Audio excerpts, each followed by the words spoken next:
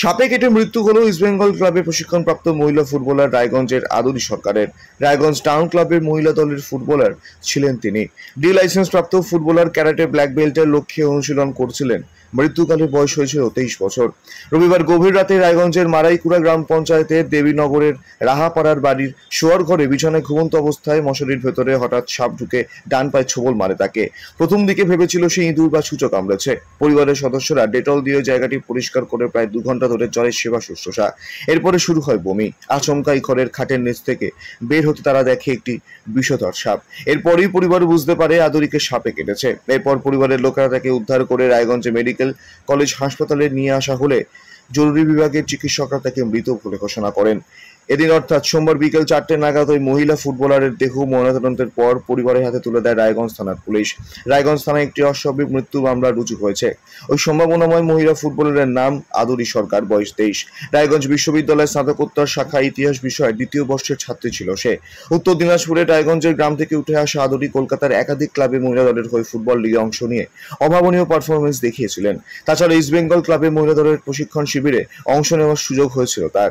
এছাড়া রায়গঞ্জ টাউন ক্লাবের মহিলা ফুটবলার গোলকিপারের ভূমিকায় মাঠে নেমে রাজ্যের একাধিক ক্লাবের খেলোয়াড়কে ধরাশায়ী করার কৃতিত্ব তার ঝুলিতে ছিল।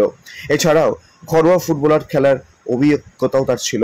আদুরির অকাল মৃত্যুতে শোক জানিয়েছে উত্তর দিনাজপুর ফুটবলের সমস্ত ক্লাব। রায়গঞ্জ টাউন ক্লাবের দলের সম্পাদক প্রাক্তন ফুটবলার সুরজিৎ ঘোষ বলেন, শুধু জেলা নয়, রাজ্য হারালো প্রতিভাবান এক মহিলা ফুটবলারকে। বাবা চৈতন্য সরকার বলেন, 5 ছেলের মধ্যে একমাত্র মেয়ে সারা জীবনের জন্য আমাদের ছেড়ে চলে গেল। এই প্রতিভাবান ফুটবলারের মৃত্যুতে এলাকায় শোকের ছায়া নেমে এসেছে। রাখি সরকার, আমি 12-এ পড়ি। আমার ফ্রেন্ড হবে আদুরি সরকার। ও গ্র্যাজুয়েশন পাস। যেটুকু শুনতে পেলাম সেটাতে জানতে পারলাম যে ওকে সাপ কামড় দিয়েছিল, তো বুঝতে পারিনি পায়ে। আচ্ছা। তারপর সাপ কামড় দিয়েছে, ও বুঝতে পারেনি, কাউকে বলেনি প্রথমে। তো কিছুক্ষণ সময় যাওয়ার পর ও যখন মাথাটা ঘুরতেছিল তখনকার জানাইলো বাড়ির লোককে। তারপরে বাড়ির লোক নিয়ে আসছিল। নিয়ে আসতে আসতেই ও বলে রাস্তায় মারা গেছে।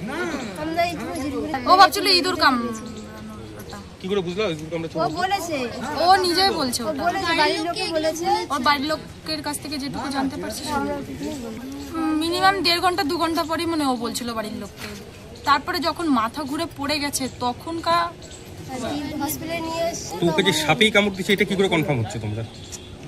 ও বলেছে, মানে ডাক্তার দেখো মানে বুঝে যাচ্ছে না, মানে ইঁদুর কামড়েছে নাকি, যখন যতক্ষণ না এসে না তখন পোস্টমর্টম রিপোর্ট না পৌঁছে রিপোর্টের আমরা যে মানে ফ্রেন্ড কি কামড় দিয়েছে ওকে?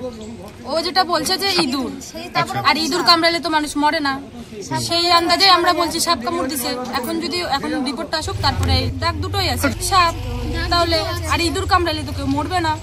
তো এখন এর ক্ষেত্রে তো এটাই জানা যায় 5 ভাই 1 বোন। কসবা রায়গঞ্জ থেকে বিথিকা পালের রিপোর্ট, কুলিক নিউজ।